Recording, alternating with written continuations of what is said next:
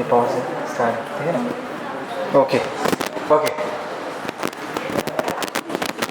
देखो। So in this case we are talking about sustained interference. Now what is sustained interference? कल कितने लोग थे प्रेजेंट यहाँ पर? हाँ बोला, 1 2 3 4 5 लोग, बाकी सब लोग नहीं।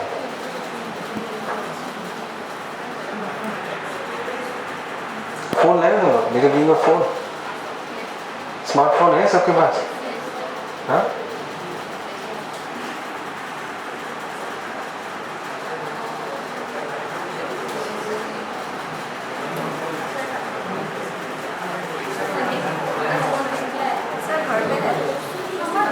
मैं सोच रहा हूँ क्या पढ़ा।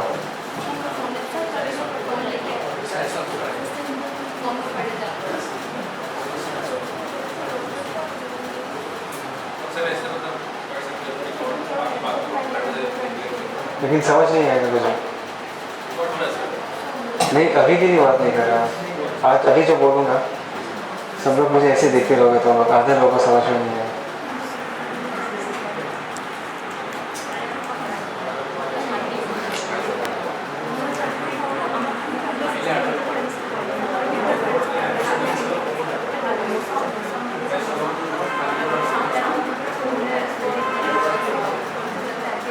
मतलब तुम लोग को वेव फ्रंट का आइडिया पता है? वेव फ्रंट क्या होता है?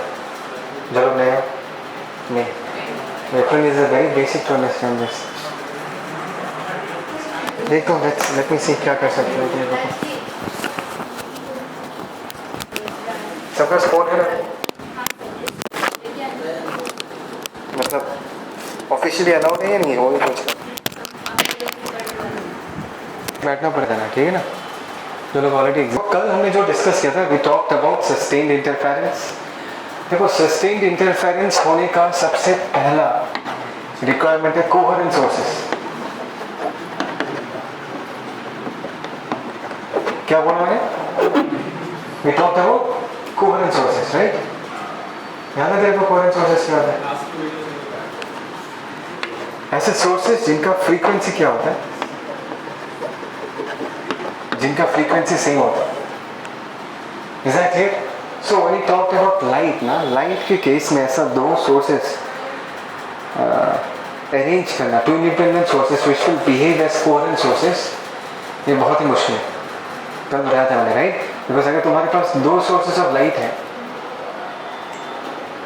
They emit light in random fashion, right? Because light, कोई भी चीज़ लाइट कैसे इमिट करता है? केमिस्ट्री में पढ़ा होगा ना, when there are atoms के अंदर इलेक्ट्रॉन्स होते हैं। जब हम उन इलेक्ट्रॉन्स को एनर्जी देते हैं, what will happen to those electrons? They will absorb the energy and they will jump on to the higher energy orbits, right? But they will not stay in those higher energy orbits for a longer period of time because they are unstable. So what will happen to those electrons? They will again come back. They will again jump back to the initial lower orbits. So इस process में क्या होता है? When these electrons they jump down, जो energy gap होता है दोनों orbits के बीच, that energy is basically released in the form of photon, which is light. That is how light is produced, right? तभी अगर तुम्हारे पास दो बल्ब्स हैं, तो पहला बल्ब किस तरीके से लाइट छोड़ेगा और दूसरा बल्ब किस तरीके से लाइट छोड़ेगा, इनके बीच कोई रिलेशन नहीं है। There is no connection between them, right? Both the emissions of light will be completely random. बात समझ में? देखो यहाँ पर हम लोग फाइनली इंटरफेरेंस का बात करेंगे। तुमने क्लास 11 में तो पढ़ा होगा वेव्स एंड साउंड में इंटरफेरेंस। कम ऑन, 11 में तो पढ़ा ही है वेव्स एंड साउंड में। ये टॉक अबाउट इंटरफेरेंस, राइट? तो देखो मैं तुमको सेटअप दिखाता हूँ, सेटअप कैसा है। सो हमारे पास एक सिंगल स्लिट है,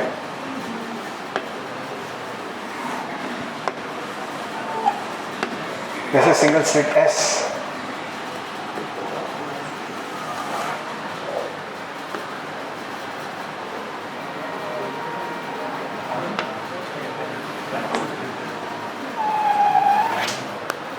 Now this is the screen. Fine. So let us say this is slit S1 and let us say this is slit S2. Now what do those two arrangements mean? ना slit का मतलब क्या, मैंने कल समझाया था कि ये जो व्यू हम देख रहे हैं ना, this is actually the side view. Right. Slits मतलब गैप्स, गैप रहता है। दिखने में कैसा होता है, अगर मैं इसका कंप्लीट व्यू देखूं तो स्लिट अगर मैं बोलता हूँ तो ऐसा होता है, it's a small rectangular opening.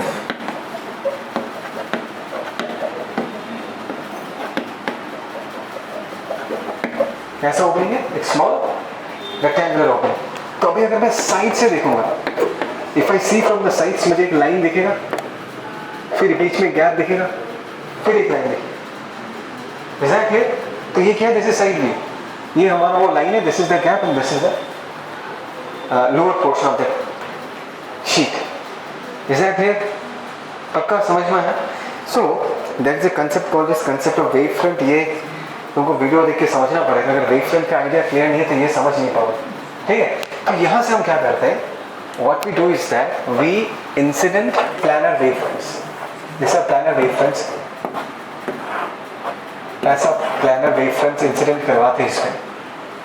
इसके बाद एक हगिंस प्रिंसिपल आता है, राइट। हगिंस प्रिंसिपल पढ़ा है कि every point on a wavefront will behave as a secondary source of disturbance, right? तो इस स्लिट पे जाके जब ये wavefront गिरेगा ना, तो ये जो है, ये इस पर्टिकुलर स्लिट का अगर मैं 3D व्यू देखूं तो यहाँ से वेवफ्रंट ऐसा गिरा, right. This yellow colour of wavefront actually falls on the slit, right. And every point on the small gap, इस पॉइंट में जितने सारे पार्टिकल्स हैं, they will behave like secondary sources of disturbance and they will produce their own wavefront, right. And अगर तुम्हारे पास एक line source है, ये कैसा वेवफ्रंट प्रोड्यूस करता है, produces A cylindrical wavefront, something like this. ये कुछ सिलिंड्रिकल वेवफ्रंट प्रोड्यूस करता है ऐसा, राइट। पर अगर मैं इसको साइड से देखूं, if I see from the side, तो ये जो येलो कलर का वेवफ्रंट हमको दिख रहा है, वो दिखने में कैसा होगा, सर्कल्स दिखेगा, राइट, आर्क के फॉर्म में दिखेगा। तो यहाँ पर गिरा तो ऐसे आर्क्स निकल रहे हैं, पहला आर्क, ये दूसरा आर्क, तीसरा।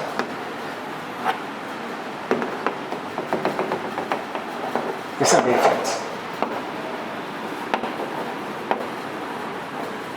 एक बात को समझाओ, अभी ये जो स्लिट है, यहाँ पर भी एक ओपनिंग है, यहाँ पर भी एक ओपनिंग है, right. There are 2 openings on this second slit. Is that clear?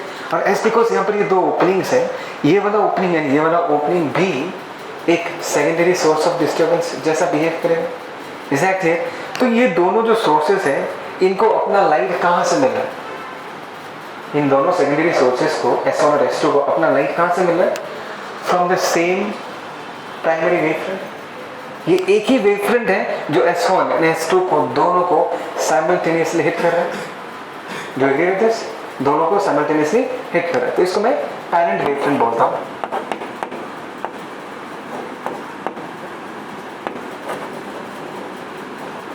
Right. This is a parent wavefront. और हमको ये पता है कि वेवफ्रंट ऐसा एक सरफेस होता है, ऐसा एक लाइन होता है जिसके हर एक पॉइंट का फेस क्या होता है, सेम होता है। All the medium particles on that wavefront will be exactly in the same phase. Is that clear? Which means कि यहाँ पर disturbance का जो phase होगा, यहाँ पर भी disturbance का phase क्या होगा, exactly same. Phase same होने का मतलब क्या है, दोनों का nature exactly same है। मतलब तुम ये सोचो कि ये एक गाने का स्पीकर है, ये भी एक गाने का स्पीकर है, और दोनों स्पीकर्स को मैंने एक MP3 प्लेयर के साथ लगा दिया।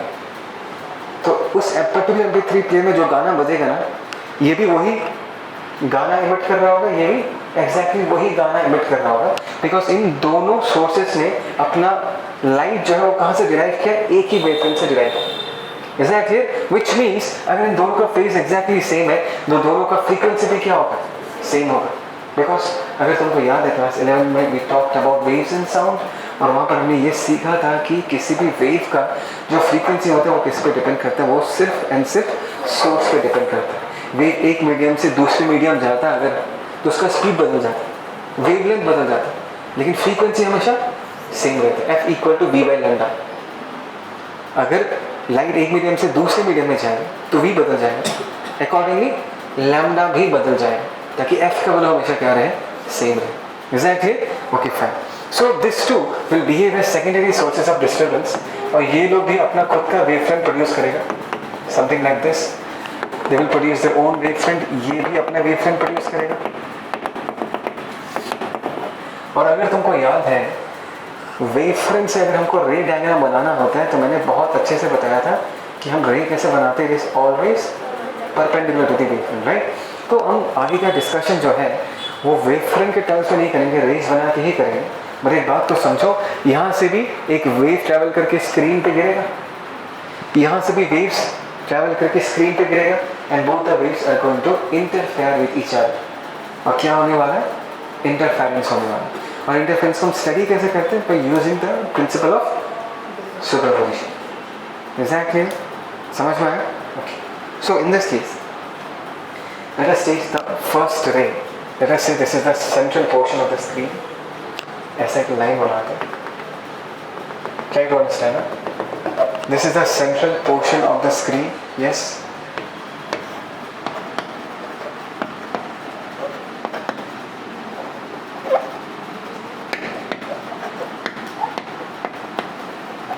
ठीक है ना? अच्छा, अभी यहाँ से एक रे ऑफ लाइट ट्रैवल करके यहाँ पहुँचेगा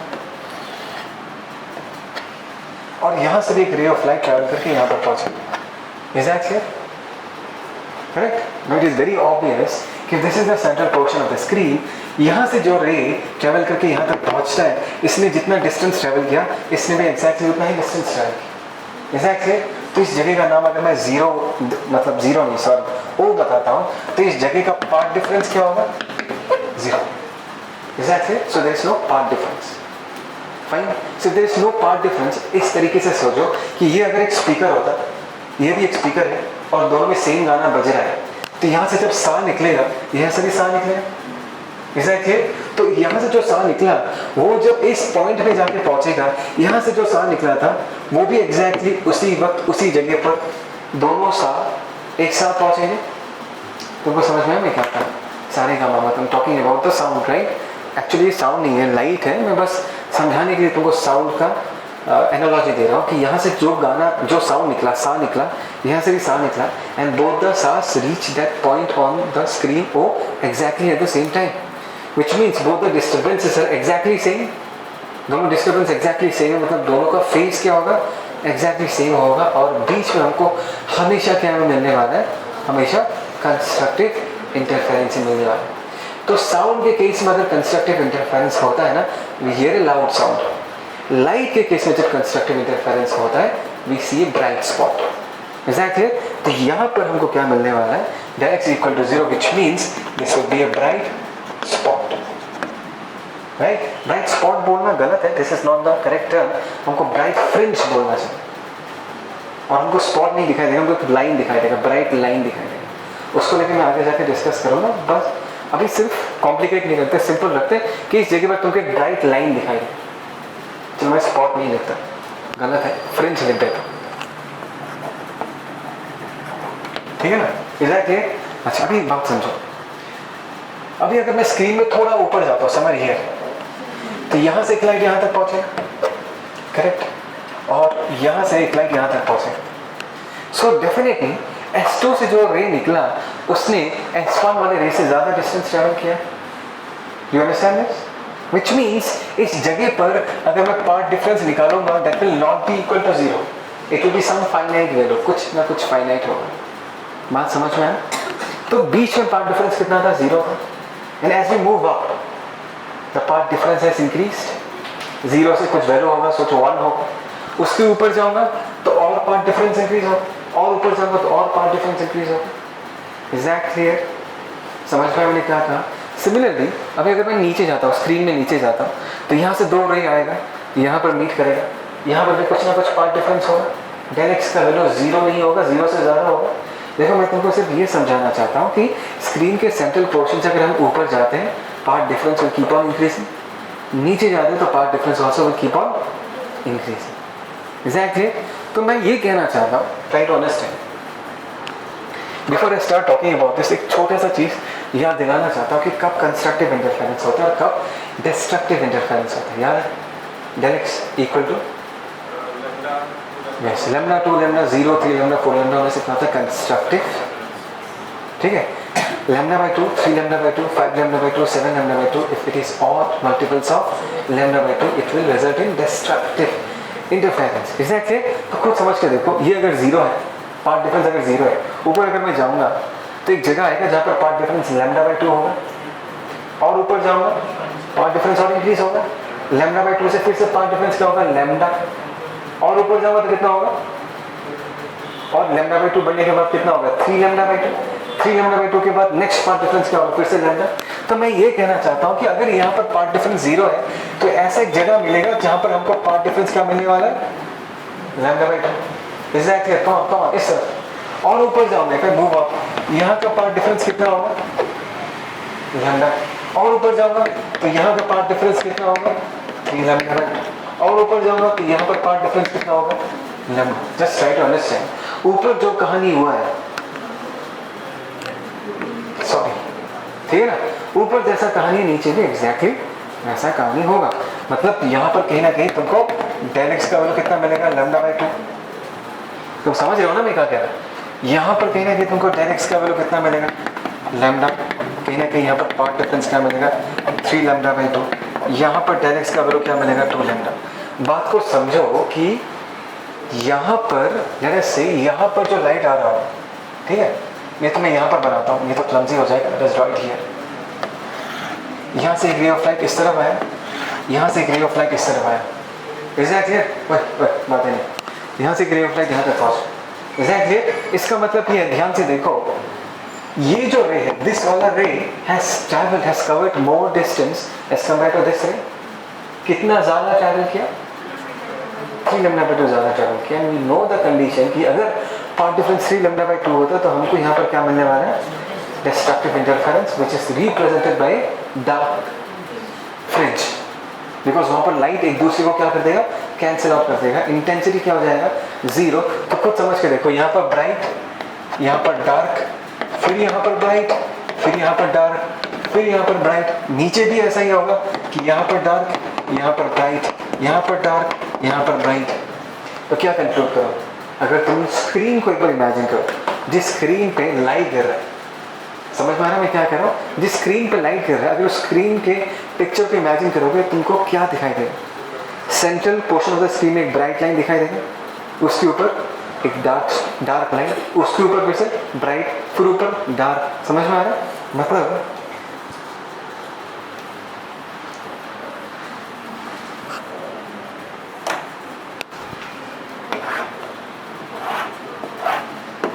देखो ध्यान से, let us say this is the central portion of the screen,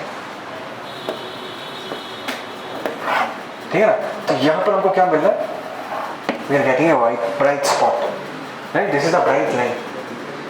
इधर we shall also talk about the shape of this fringes। इसके ऊपर अलग से एक डिस्कशन है, ठीक है, अभी वो डिस्कस नहीं करूँगा। जस्ट इस पे ध्यान दो कि स्क्रीन में हमको क्या दिखाई देगा, alternate bright and dark fringes, फिर डार्क, फिर आगे जाके फिर से मुझे क्या मिलेगा एक ब्राइट, फिर डार्क, फिर क्या मिलेगा ब्राइट, राइट, ऊपर भी ऐसा ब्राइट, फिर ऐसा, बीच में डार्क, ऐसा होगा picture. That is bright dark bright dark bright, sorry this are all brights, right, और बीच में क्या, दिस इज डार्क, ये भी क्या होगा डार्क, ये भी क्या होगा डार्क, ये भी क्या होगा dark. That means you will get a collection of alternate bright and dark images, right? और ये सस्टेन क्यों कर रहे हैं, जहाँ पर ब्राइट है वहाँ पर हमेशा ब्राइट ही रहेगा, वो टाइम के साथ चेंज नहीं, जहाँ पर डार्क है वो डार्क ही रहेगा, वो टाइम के साथ चेंज नहीं होगा। ऐसा क्यों, ये तुमको कल का वीडियो देखना पड़ेगा, कल मैंने बहुत अच्छे से समझाया था ये सस्टेन इंटरफेरेंस क्या होता है।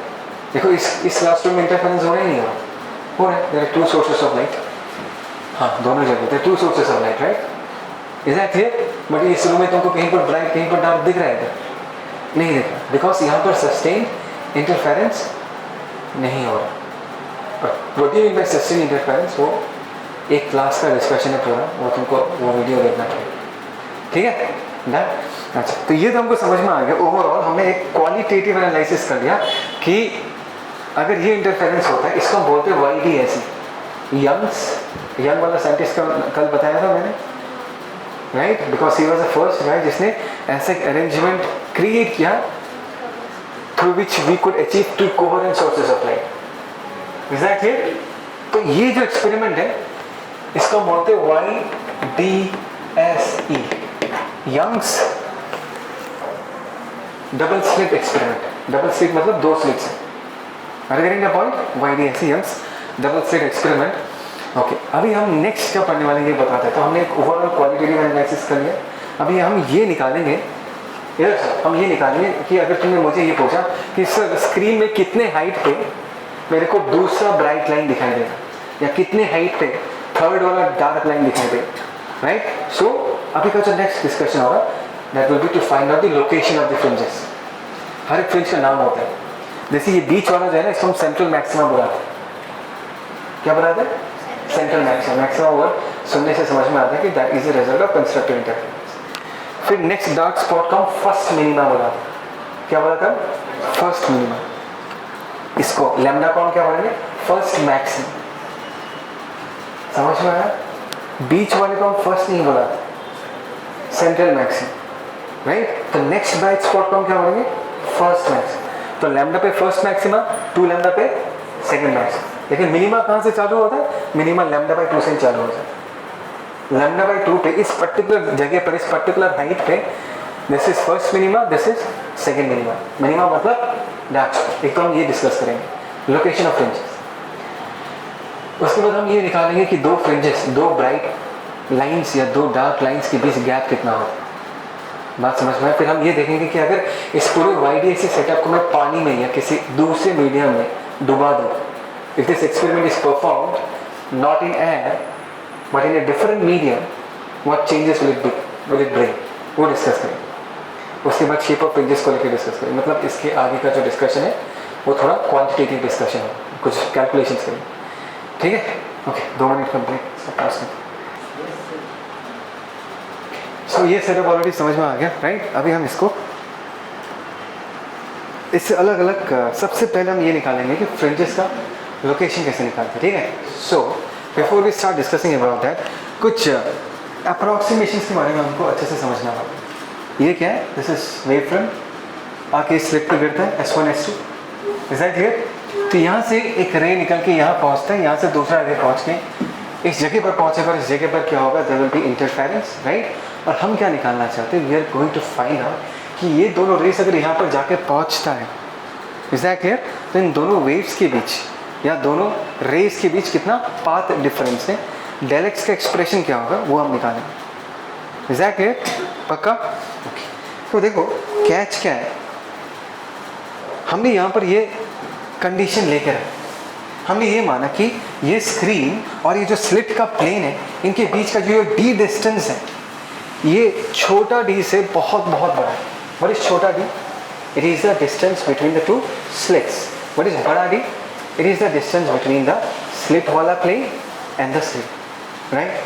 Now the next important thing is that कि अगर हम ऐसा कंडीशन लेते हैं, इसका इफेक्ट क्या होगा हमारा डिस्कशन। दिस पर्टिकुलर अप्रॉक्सीमेशन किस तरीके से हमारे डिस्कशन को अफेक्ट करेगा, इसको ध्यान से समझना, समझने लायक चीज़ है। अगर मैं यहाँ पर कैपिटल डी को बहुत बड़ा मानता, if it is very large, ध्यान देना, मैं यहाँ पर ऐसे एक छोटा सा डायग्राम बना रहा हूँ, दिस इज S1,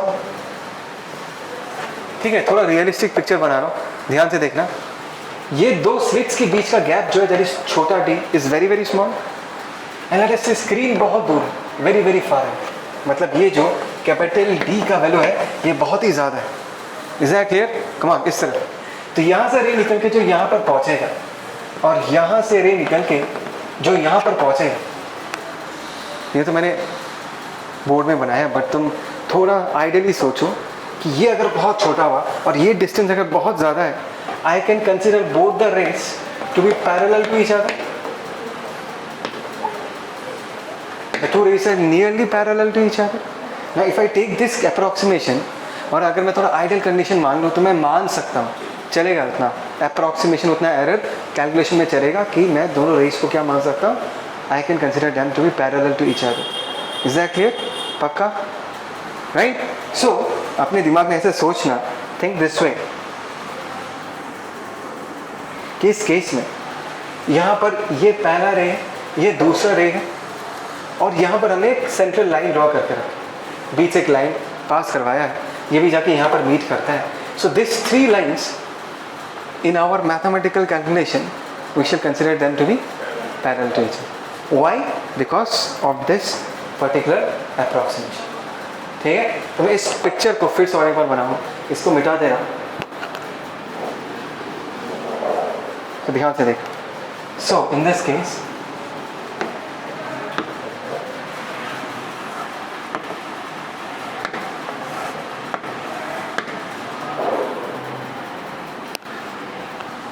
यहाँ से ग्रे निकला ऐसा, यहाँ से ग्रे निकला ऐसा, और यहाँ पर हमने एक सेंट्रल लाइन कंसिडर किया है ऐसा है, और इस एंगल को हमने थीटा माना. चलेगा? इस जगह को हमने बड़ा कर दिया. Correct? Fine. Okay. So if this is S1, if this is S2 and the distance between them is D, एक बात बताना, कैन आई से that the path difference between these two rays is actually this much length? Because इसके बाद से तो दोनों length क्या होगा, हम सेम मान सकते, लेकिन नीचे वाला ऊपर वाले के रिस्पेक्ट में इतना डिस्टेंस ज़्यादा ट्रैवल करता है. कम ऑन यार, ये बात समझ. देखो यार, ये तो आगे ऐसे ट्रैवल करेगा ना, both the lines are parallel to each other. तो यहाँ पर अगर मैं एक 90 डिग्री गिराऊंगा, इस लाइन के बाद को दोनों का पाथ लेंथ तो सेम है. करेक्ट? लेकिन नीचे वाले ने ऊपर वाले के रेस्पेक्ट में इतना डिस्टेंस ज़्यादा ट्रैवल किया है. So this is the path difference. नहीं आया समझ में? क्या क्या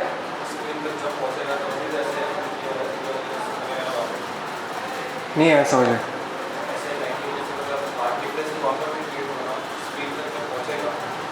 तो ऐसे समझना, ऐसा है.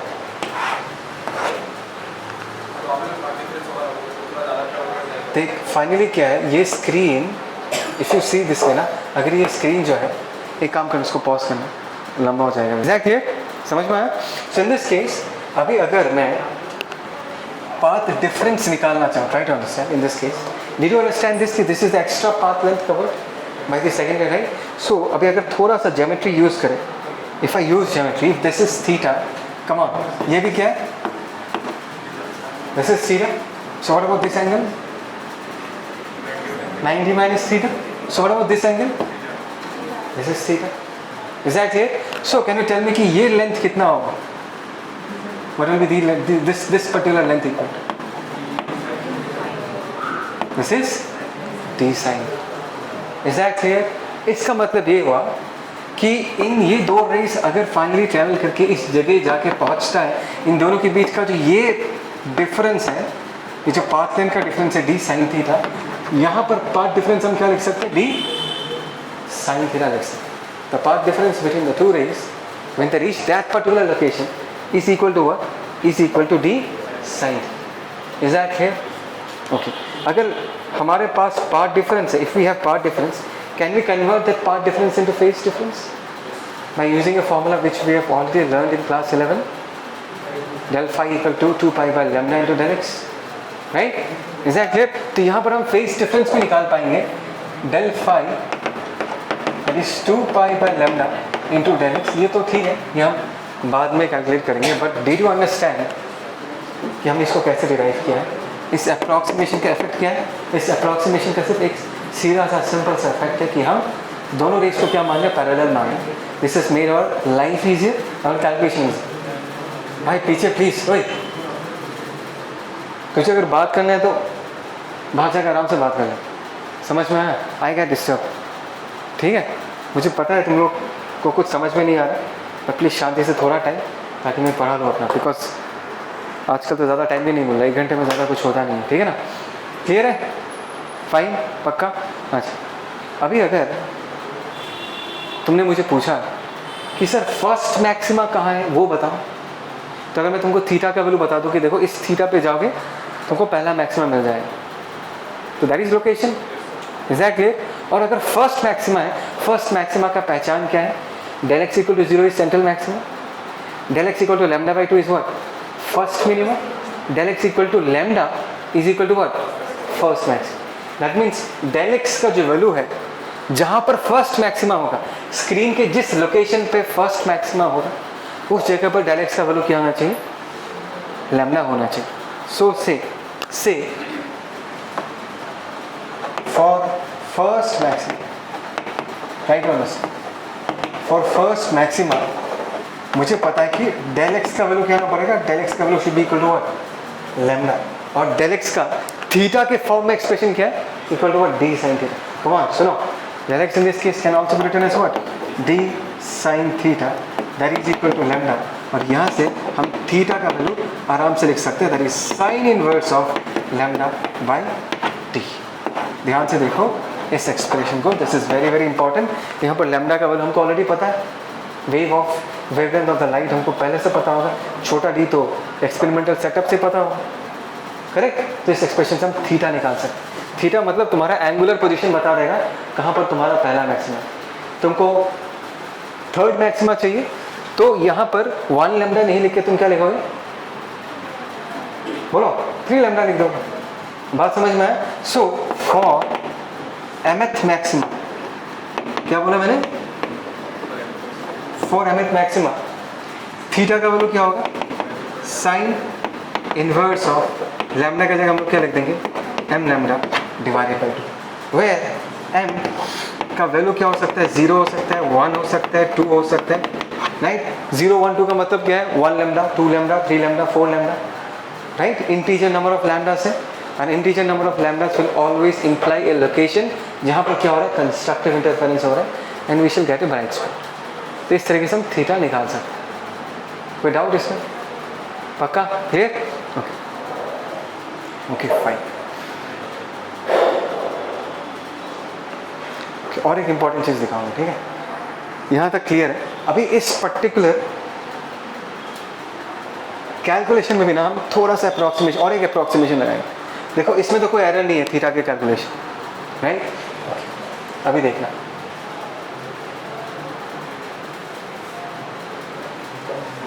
ट्राई टू अंडरस्टैंड ना, ट्राई टू अंडरस्टैंड. यहाँ देख, just see this triangle. I want you people to concentrate on the triangle A B C. ये ट्राइंगल दिख रहा है ABC, come on बोलो ना, दिख रहा है triangle ABC, okay. Let us say this height is y. इस हाइट का वैल्यू क्या है, y. What is the breadth? Breadth in this case is nothing but equal to what, capital D. Exactly, समझ में. So the next thing that I am going to say is that if theta is very small, try to understand, if theta is very small, सोचो कि ये वाला point जहाँ पर हम discussion कर रहे हैं, जिसका हाइट हमको चाहिए, if this point is very close to the central portion of the screen, समझ में आ रहा है मैं क्या कह रहा हूँ, जिस जगह के बारे में हम डिस्कस कर रहे हैं वो वाला पॉइंट अगर सेंट्रल लाइन से बहुत पास हो तो थीटा का वैल्यू क्या होगा, बहुत ही छोटा होगा. Do you agree with this?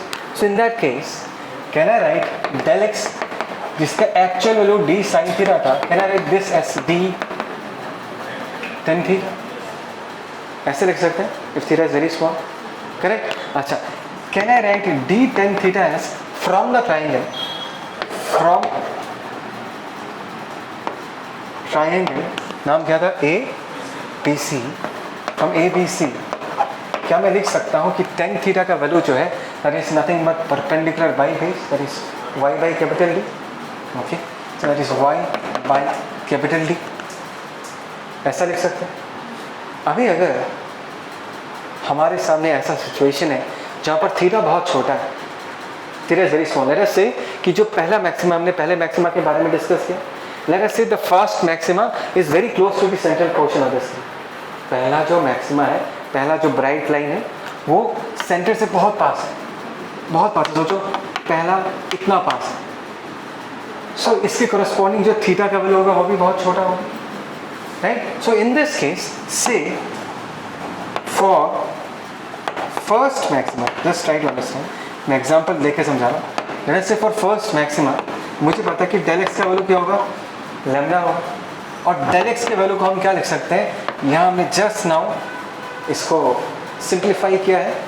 Del x can be written as d sine theta, d sine theta if theta is very small can be written as d tan theta, and d tan theta can be written as d into y by capital D. तो इसको अगर हम यहाँ पर लिख देंगे it is d into y, y capital D that is equal to lambda, तो यहाँ से हम वाई निकाल सकते हैं, it is lambda capital D by छोटा डी। समझ में आ रहा है नहीं आ रहा? Is that clear? That means यहाँ पर तो हमने एंगुलर पोजिशन निकाला था, और अगर हमारे पास ये स्कोप है कि हम थीटा को बहुत छोटा मान सकते हैं, तो हम यहाँ से y y coordinate of that particular fringe भी निकाल सकते हैं कि फर्स्ट मैक्सिमा, जो फर्स्ट ब्राइट फ्रिंज है उसका हाइट कितना होगा। This is the central portion of the screen, इससे कितना ऊपर तुमको मिलेगा, राइट? लेकिन इसको अगर करना है हमेशा ध्यान देना, दिस इज ओनली पॉसिबल अगर तुम्हारे पास ये फ्रीडम है कि तुम थीटा को बहुत छोटा ले पाओ। तुम इस बात को, यहाँ तक कैलकुलेशन क्लियर है, राइट? अगर तुमको पूछे what is the height of the mth maxima, तो लैम्डा की जगह क्या लिख दोगे? M lambda capital D by small d, ये लिख दोगे। देखो बात को समझो, let us say, just try to understand, let us say first maxima, second maxima, third maxima, fourth maxima करके 1000 मैक्सिमा पूरे स्क्रीन, ऊपर 1000, नीचे 1000। ट्राई टू अंडरस्टैंड, मतलब लैम्डा 2 लैम्डा 3 लैम्डा 4 लैम्डा करते करते स्क्रीन में ऐसे कितने सारे हमको ब्राइट फ्रिंजेस मिलेंगे, टोटल 1000 ब्राइट फ्रिंजेस मिलेंगे। फॉर एग्जांपल अभी 1000 ब्राइट फ्रिंजेस में से अगर मैं तुमको बोलता हूँ कि सेकंड ब्राइट फ्रिंज का लोकेशन क्या होगा, you just imagine second bright fringe will be located very close to the central line. तो ऐसे केस में हम ये फॉर्मूला यूज कर सकते हैं। बट अगर मैं तुमको पूछूं find out the location of the 700 maximum, क्या पूछा मैंने? 700। सो वो जो 700 मैक्सिमम होगा, this will be high up on the screen, somewhere on top. नहीं आया समझ में? पूरा यहाँ से लेके इन्फिनिटी तक कितना होगा? 1000। मैं समझाऊंगा। नीचे से लेके ऊपर तक कितना? 1000। तो 700 मैक्सिमम कहाँ पर होगा? It will be fairly high above as compare to the central line, बहुत ऊपर होगा। तो ऐसे केस में तुम ये और अप्रॉक्सीमेशन नहीं लगा पाओ। अगर 700 मैक्सिमम पूछे तो थीटा जो होगा इन दैट केस, थीटा क्या होगा? बहुत ऊपर होगा, तो थीटा का वैल्यू क्या होगा? बहुत बड़ा होगा। If theta is very large you can not use that, then you need to come back to the very basic, and that is this is always true. समझ में? This is always true. यहीं से ही हमने इसको लिखा है approximate कर। तो तुमको ये पहले जज करना पड़ेगा कि तुमको कौन सा मैक्सिमम पूछा जा रहा है। सबसे पहले तुमको ये निकालना पड़ेगा कि स्क्रीन में कितने सारे मैक्सिमस, करेक्ट? लेट अस से स्क्रीन में सिर्फ 3 ही मैक्सिमा है। कितना मैक्सिमस है? 3, 1 2 3। तो पहला मैक्सिमा ही बहुत ऊपर होगा। तुमको समझ में आ रहा मैं क्या कह रहा? पूरी स्क्रीन में सेंट्रल लाइन से अगर 1 2 3 ब्राइट फ्रिंजेस हैं, तो पहला वाला फ्रिंज बहुत ऊपर होगा। और गेटिंग द पॉइंट, तब भी हम ये अप्रॉक्सीमेशन यूज नहीं कर सकते। लेकिन सोचो 10,000 फ्रिंजेस है, 10,000 मैक्सिमम, और उसमें से तुमको बोला 50th ब्राइट फ्रिंज का वाई हाइट चाहिए, तो 50th कितना होगा? बहुत, it will be very close to the central line, theta will be very small. लेकिन 10,000 में से अगर तुमको बोला नहीं 8,000th फ्रिंज कहाँ पर है, तब you need to go back to the basics. You need to write del x as d sin theta. If theta is very small, then only you write del x as d tan theta, depending on the condition. कुछ गया भेजने पक्का? मैं तुमको और feel दूंगा, बस I hope से तुमको ये समझ में आ रहा है। पॉज कर देना, ठीक है?